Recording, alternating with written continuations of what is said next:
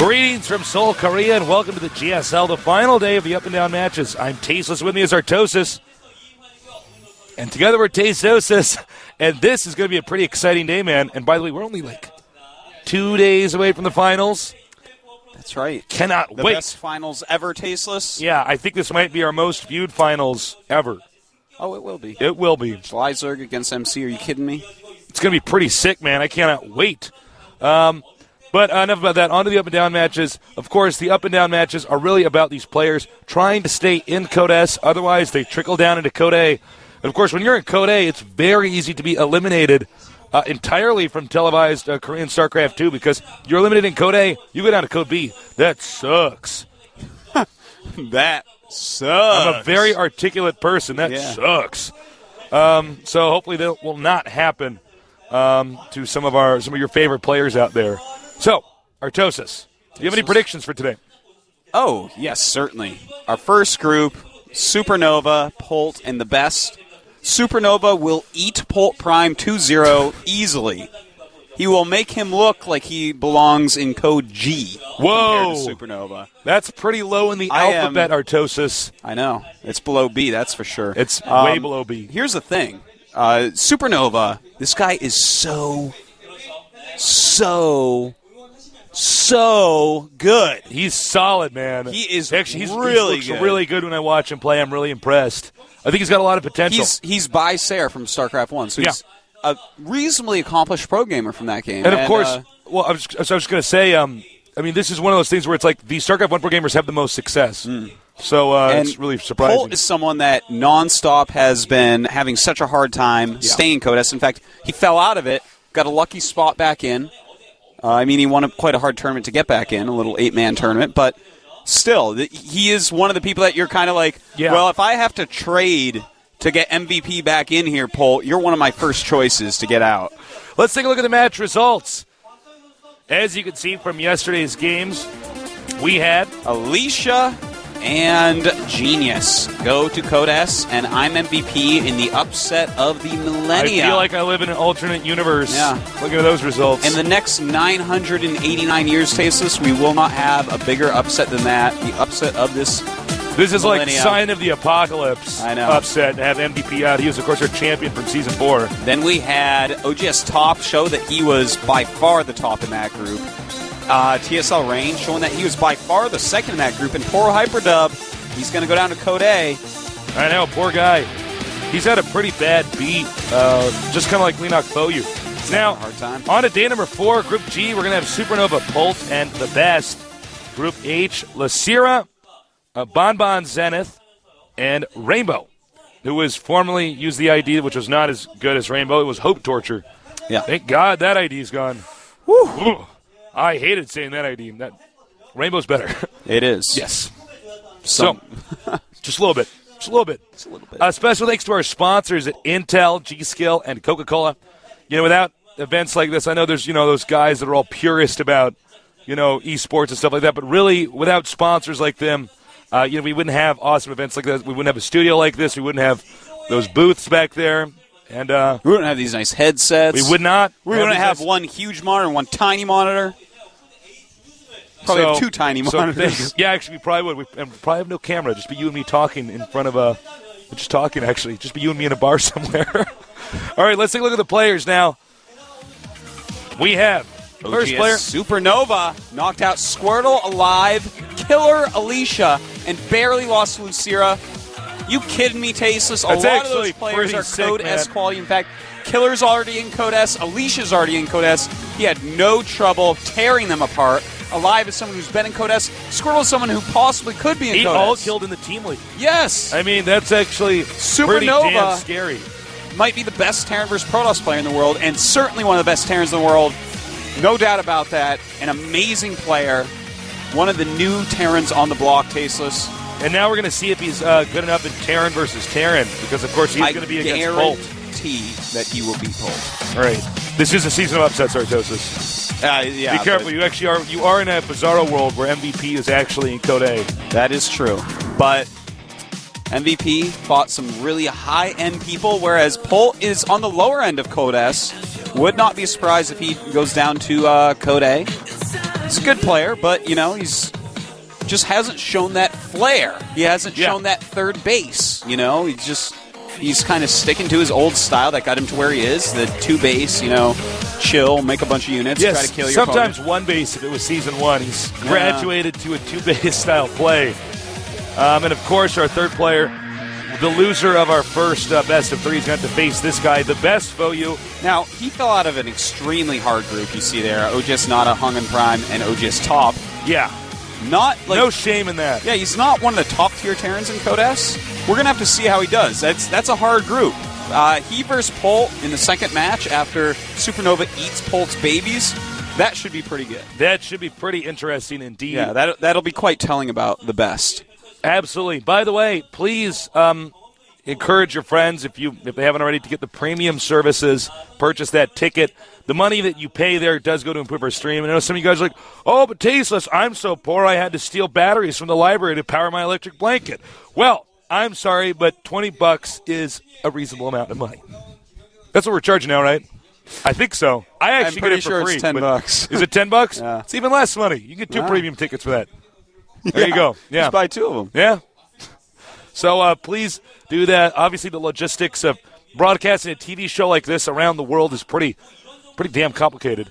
So, That's why we let John take care of it. That's why John actually is just in the back unplugging and plugging stuff in, and that's why we don't see him as much those anymore. Operators from like the 50s and stuff. You're like, give me the president. They're like, hold please, and they're like going like this. Yeah, doing one of these. John things. is actually one of those guys. He's one of those guys. Yeah. Running the internet. He's even got his hair up in a bun. Yeah. We haven't actually had John on camera in a while. He's been very busy at the office, but he does say hello, guys. All right, let's take a look at our players now. Before we look at our sexy studio and the up-and-down manhole cover, I'm waiting for Donatello to pop right out of there. Well, that's you, isn't it? I'll battle him. Because you're I'm good fight with a bow. All right, head-to-head. oGsSuperNova against PoltPrime. Supernova coming up from Code A. This is going to be a very hard match for PoltPrime. Well, PoltPrime is basically barely hanging on to Code S. Yeah, and he is really almost out of his league. Supernova is literally destroying some of the best Code S players that are coming up, such as Alicia and Killer. So this is just, Polt has his work cut out for him. Let's just leave it at that. See if he can do it. The first map, Tasteless, Tal'Darim Altar. You ready? I'm ready. So you guys at home get ready for some awesome TBT action here. Polt, he's been in the GSL for a while, but he's starting to get outclassed. Can he take on this new blood? Let's find out here at the GSL with Tasteless and Artosis. Tasteless, the Cassian Archon. Let's do this.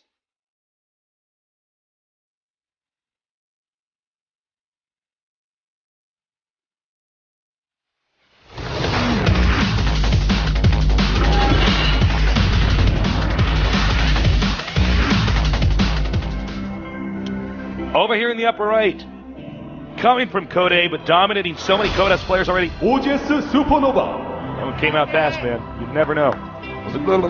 Used to be known as Vicer in StarCraft 1, if you're an avid fan of that. Over here in the bottom left, he's been with the GSL for a long time, but he's getting harder.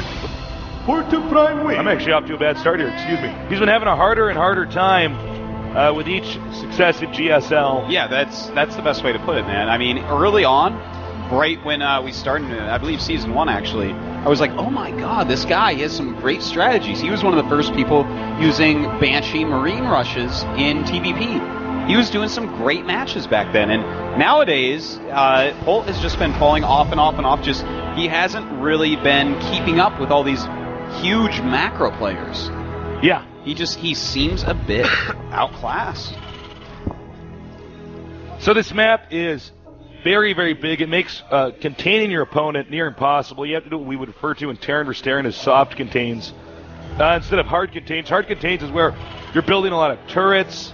There's basically more structures involved in the contains. Soft contains are more mobile. Yeah, when things heat up, you just pick up and leave. That's a good way to put it. The hard contain is like, you aren't breaking this. Soft contain is like, I'm buying time. Yeah, I mean, hard contain is really about you're investing in making sure they don't have any mobility. Well, in a map this big, you don't really get to contain. I mean, it's hard to reinforce the contain. It's pretty impossible to actually do a hard contain on this map. I can't imagine a situation in which you'd be able to set that up where the game wasn't already over. Yeah. And Artosis, of course, from StarCraft 1, actually one of the best Terran vs. Terran players. Yeah. out there, actually. You were very good at Terran versus Terran. Tasteless. And did you actually feel like your hard contain, your soft contain style was better? I use both. Use both. I use pretty both. well. Yeah, just whatever situation it called for, whatever map it called for. That actually, back when I played random, it used to be one of my favorite matchups. But then people really started to figure it out, and I'm like, well, I actually can't play random and still be good at Terran versus Terran. Yeah, because Terran there's versus so much stuff that can go on in that matchup. It was actually such a beautiful and complicated matchup in StarCraft 1, and it's becoming that in StarCraft 2 as well. Yeah, it's just as complex in Star 2. So it looks like he actually did not Prime, see that command center. And by the way, very uncharacteristic of PoltPrime to expand. Then again, this map is pretty big. Yeah, it's a good opening for him. Now it looks like our friend Mr. Supernova going to go for Blue Flame Hellion drop here, most likely. Is getting a quick Reaper as well. Did not see Polt's expansion. Surprised he sent that SCD after seeing that. He was like, wait, are the Marines there? He's like, all right, I'm going to go in. I got this. I guess if you don't micro him, somehow he doesn't see it. Could work out. Maybe the Marines don't have their contacts in. My eyes are so dry. Inside that suit? You know what's actually crazy is I have 20/20 vision still. All I do is play computer games. Me too. And commentate games. We're lucky, Tasteless. I don't know. Blue Flame on the way. Reaper going out. I like the addition of the Reaper. I actually haven't seen anyone go for a Blue Flame Hellion drop. Adding a quick Reaper. Actually, this is what everybody should be doing with Blue Flame Hellion drops, is getting a Reaper. Why would you not do that? Yeah, and by getting it, it may make your opponent think, whoa, especially right now because no one's doing this exactly. I would think it's fast expand. What is this? Yeah, exactly. And you get a couple SCVs, that's great. Look at this. Now he knows, okay, there's an expansion, okay, there's some Marines. Ton of information gathered already. Completely worth it thus far. Yeah, I mean, it's totally worth it. Now he's just going to either control a watchtower or try sneaking somewhere else. It doesn't even matter. He's gained so much information. He knows his opponent's build. All his opponent knows, you have 2 Marines and a Reaper. That's all Polt knows right now. I actually really love the Reaper addition to this build. I do too. To be honest, when I Blue Flame Hellion drop, I don't get the Reaper, but now I'm looking at this and thinking this makes perfect sense. I actually, right before we started, I was like, hey everyone, on Twitter, I was like, hey everyone, watch this. Watch Supernova. He's the Terran of the future. And already, he's adding something into an old build that is just beautiful. This is awesome, man. I'm so happy to be seeing this. This only delays the drop by, maybe like 15 seconds or something. Is that the Reaper build time? Not even, because the Tech Lab builds so quick, it doesn't actually stall it out at all, because you actually wait for the starport to finish to go. So that's really damn good. Yeah, no, he just added it in. It just costs the amount of a Reaper. So the drop is on the way. He's getting his cloak. He's getting his Banshee. Great follow-ups both. Now this drop has to do damage or Supernova is behind. Yep. Pulp is sort of going for a bread and butter fast expand build. And bread and butter? I like garlic bread fast expands, but, I'm a bread and butter guy.